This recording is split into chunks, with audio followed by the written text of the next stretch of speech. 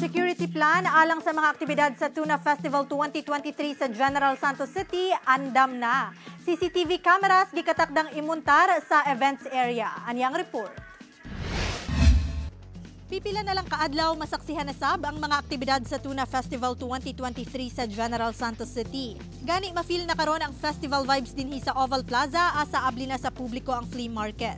Tungod ginalauman ang pagdagsa sa katawhan, gipaniguro sa General Santos City Police Office ang seguridad. Kapin usa ka libo matud pa ka mga pulis ang ilang i-deploy sa events area ug sa uban pang pampublikong lugar. We coordinate to other security forces just like the Task Force Gensan, the Coast Guard, the Navy, and all other security forces. Samtang doon na sabmatod pa yung mga CCTV camera nga imuntar sa entry ug exit point sa Oval Plaza asa ipahigayon ang main events. This is spearheaded by our LGU. Mayroon din silang ganon na plano din. And we're happy din na may ganon.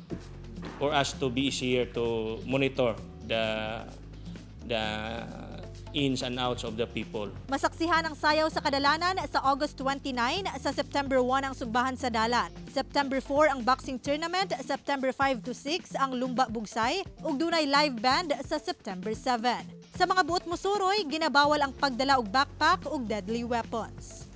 Kauban si Gary Balantay sa kamera. Ako si Abby Caballero para sa One Mindanao.